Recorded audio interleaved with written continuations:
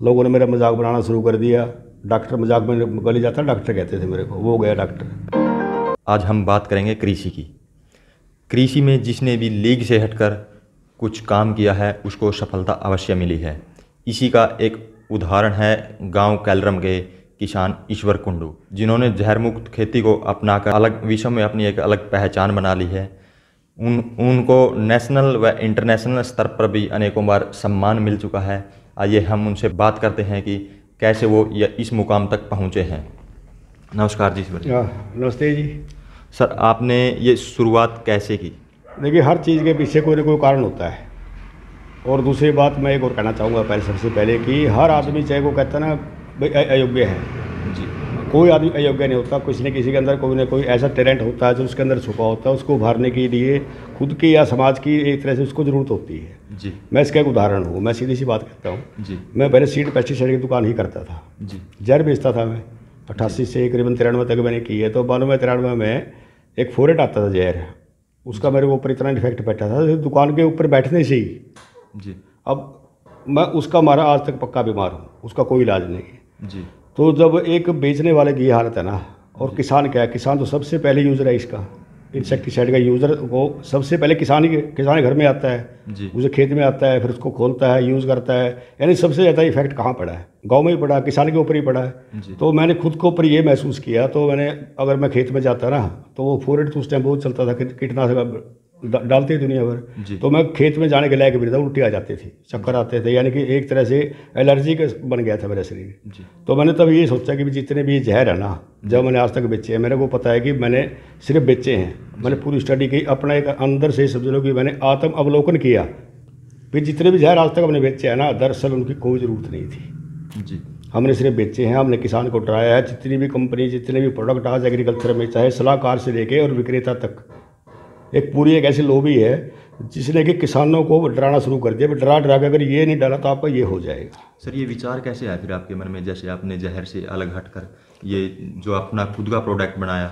जहर की हमें कोई ज़रूरत नहीं है, खेती हमने करनी है जी। तो जब हमारा आयुर्वेद इतना विस्तार है, इतनी ताकत है उसके अंदर भी, आदमी कहते हैं ना एक संजीवनी बूटी जिंदा मरे आदमी को जिंदा कर सकती है ना, तो कुछ न कुछ तो हमारे पास है। ऐसी बात नहीं है, लेकिन ऐसी कोई जानकारी नहीं थी। जिस तरह आग है, तो तूरा है, नीम है, दुनिया भर की चीज़ें थी जो हमारे आयुर्वेद में या हमारे आम गाँव में यूज़ होती थी जी। कोई जानकारी नहीं थी एग्रीकल्चर के लिए। तो उस टाइम तो ऑर्गेनिक या जैविक सब थे ही नहीं, मेरी जानकारी में तो नहीं थे खैर।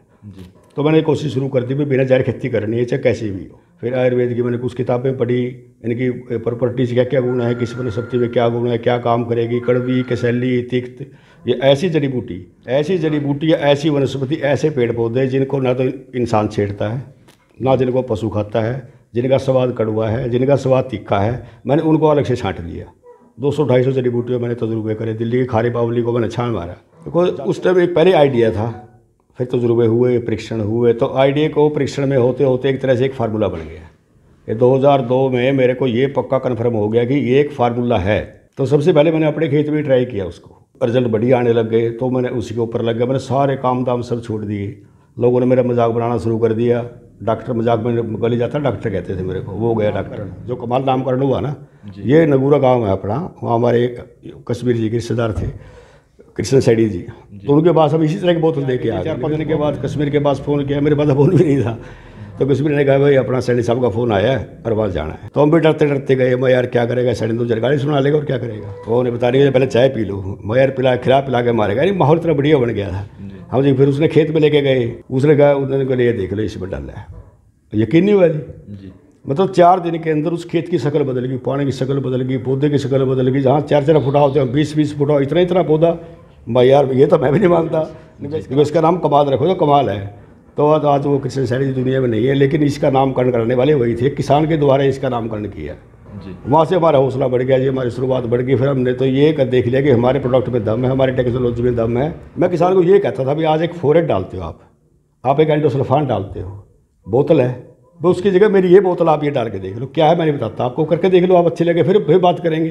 200-250 किसान ऐसे हो गए थे जो कि मतलब मारने लग गए थे। उन खेतों में जाकर हम पढ़ाते, उनको बांट के आते, यानी कि पारिवारिक हमारे रिश्ते बन गए थे। लेकिन जो लॉबी थी ना जी, ये दूर से भांप लेती है, भैया खतरा है।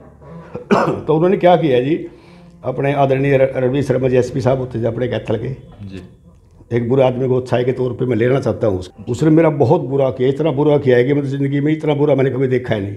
लेकिन उससे मैंने अच्छाई ढूंढ दी उसके अंदर। लेकिन उसे पूरी पुलिस भेज दी, मैं नहीं था जी यहाँ पे। मेरा सारा सामान उठा के ले गए जाकर, बिना कोई इंक्वायरी, बिना जांच पड़ताल। मैं तो था ही नहीं, बाहर था। दफा 420 का मुकदमा भी कर दिया।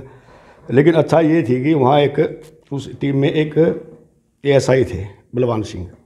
तो मेरे परिवार को साहब कह गए थे भाई इस केस में कुछ नहीं है, इनके खिलाफ केस को बढ़ना नहीं, इनका बस ये है SP साहब का सख्त ऑर्डर, इसको पकड़ो, टांग बात होगी। उसके बाद क्या था हमारी न्यायपालिका, अगर न्यायपालिका नहीं होती तो आज हम इस तरह बैठे बात नहीं कर रहे होते। तो उस दिन GD बख्शी थे जी, अच्छे आदमियों का जिक्र करना बहुत ज़रूरी है ताकि दूसरे अच्छे आदमी को ये लगे भी तुम्हारी कदर करता है समाज।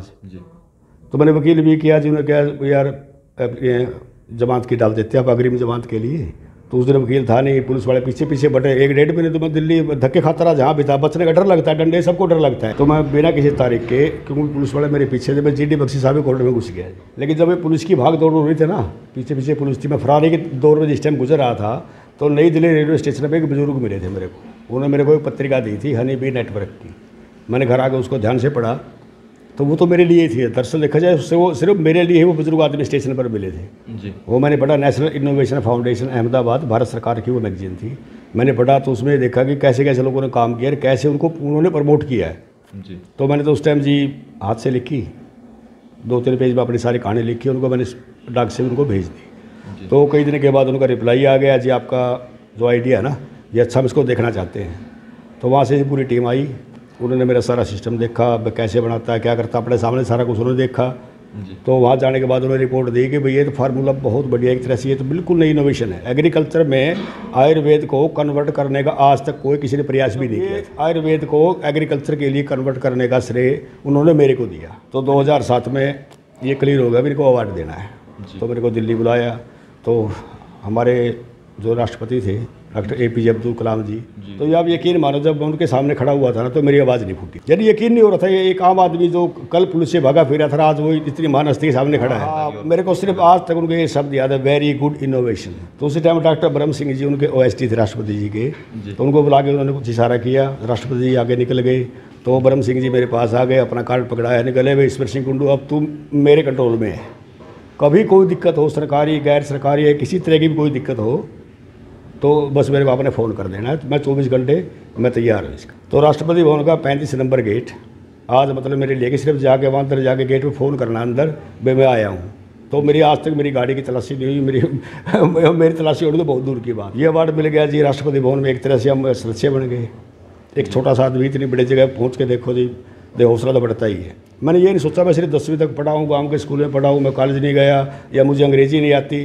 तो भारत सरकार का जो एग्रीकल्चर का सबसे बड़ा अवार्ड होता है ICAR का, जगजीवन राम अभिनव किसान पुरस्कार, तो वो भी मेरे को मिल गया। तो जी शरद पवार दूसरे कृषि मंत्री थे, उन्होंने मेरे को कृषि वैज्ञानिक बना दिया। लिम्का बुक में अपना नाम दर्ज हो गया, इंडिया बुक, दुनिया भर के रिकॉर्ड हो गए, तो विदेशों तक में मतलब एक तरह से नाम हो गया।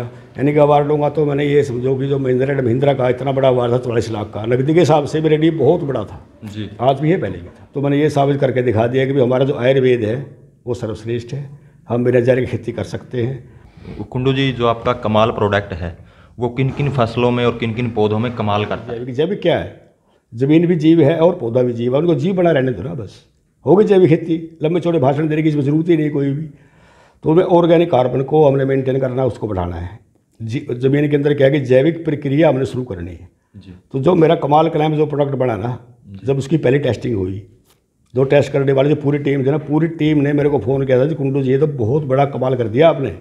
मैं जी क्या करा, बिकॉज इसके अंदर 45% ऑर्गेनिक कार्बन है। ऑर्गेनिक कार्बन के अंदर ही आपको जो चाहे पोषक तत्व हो चाहे आपके जीव हो, वो इसके अंदर ही जीवित रह सकते हैं। एक बैक्टीरिया होता है ज़मीन के अंदर जो उसको खा के उसको खुराक के अंदर तब्दील करता है, यार दूध को दही वही बनाता है। अगर दही बनेगी तो हम खाएंगे। तो धीरे धीरे किसानों ने समझना शुरू किया और साइंटिस्टों के दिमाग में बात आनी शुरू हो गई भाई जो 10 किलो पहले यूरिया काम करता था, क्यों करता था? कार्बन पूरी थी हमारे ज़मीन के अंदर, जीवाणु दुनिया भर के थे, तो 10 का 10 किलो काम आता था। तो जब सर्वे हुआ था जो 50 किलो यूरिया में सिर्फ 13 किलो ही काम आता है, DAP 12-13 किलो ही काम आता है, बाकी सारा वेस्ट है। तो पहला काम हमने क्या किया जी, हमने ज़मीन को सुधारा। कितनी भी हार्ड बेड ज़मीन हो, कितनी भी खारा पानी हो, हमने खारा पानी मेरे लिए कोई समस्या नहीं, सख्त ज़मीन की मेरे लिए कोई समस्या नहीं। जब व्हाइट फ्लाई का आक्रमण हुआ ना कॉटन के ऊपर, तो सबने हाथ खड़े कर दिए। तो 2013-14 में जब आपने देखा लोगों ने रोड जाम किए थे वाइट फ्लाई के ऊपर जी। तो उस टाइम ये समझ लो कि किसी के पास 40 किलो होगी, किसी पे 2 क्विंटल होगी, खींच के 2-2.5 क्विंटल से ऊपर पैदावार किसी की नहीं थी। उसी महामारी के दौर में हमने 35 मन की एवरेज निकाली है जी, 35 मन की एवरेज है। तो हमारा हरियाणा पंजाब के बीच में बॉर्डर पे नौरंग गाँव है जिला सिरसा में, तो वहाँ मेरे सबसे ज़्यादा किसान थे। तो सारे गाँव ने जी स्पेशल बुलाया मेरे को, जी हम आपको सम्मानित करना चाहते हैं, ये सबसे बड़ा अवार्ड था जी। तो यहाँ तो मैं ये कहना चाहूँगा कि जो हमारे आसपास के किसान हैं, मेरे आसपास के सबको पता है, लेकिन मेरे पास वो जब आएंगे जब सब कुछ डाल के बर्बाद कर चुके हो। कहते हैं मिर्च का मरोड़िया तोड़ने वाला दुनिया में कोई कंपनी कोई दवाई नहीं है, हम 24 घंटे में तोड़ते हैं। कभी डीडी किसान पे या दूसरे कई चैनलों में मेरे इंटरव्यू चले थे, तो एक पर्यावरण करके एक एजेंसी है जो अमेजन वगैरह ऑनलाइन कंपनी के लिए ये प्रमोटिंग काम करती है। तो उनका मेरे पास फ़ोन आया, भैया आपका जो कमाल नाम है ना, कमाल 505, हम क्लिक करते हैं सबसे पहले ये आता है, इतना पॉपुलर है, था आप इसको ऑनलाइन क्यों नहीं बेच रहे? मेरे को तरीका नहीं पता जी, तो इतनी टिपिकल शब्द है ना मेरे से, ये तो समझ में नहीं आनी। क्योंकि जी हम सारा काम आपका करेंगे, आपको कुछ नहीं करना, आपने सिर्फ प्रोडक्ट हमें भेज रहे हैं, हम सप्लाई हम खुद करेंगे जी। तो जी अमेजन पे हमारी रजिस्टर्ड होगी हमारा। तो कुंडू जी आप किसानों को क्या मैसेज देना चाहोगे? हम जहर मुक्त खेती कर सकते हैं, कोई डर नहीं। जहर मुक्त खेती करके आपको कोई नुकसान नहीं, को कहते हैं पैदावार घटेगी, बकवास है। तो किसान को क्या करना जी, क्वालिटी बनानी है। क्वांटिटी तो हमने कर दी, जब हमने गोदाम भर दिए, गोदाम भरने के बाद रखने की जगह हमारे पास नहीं है। अब बात आती है क्वालिटी की। अगर किसान क्वालिटी की पैदावार करेगा तो उसका ग्राहक भी है, उसकी ज़मीन बचेगी और देश का फ्यूचर भी बचेगा।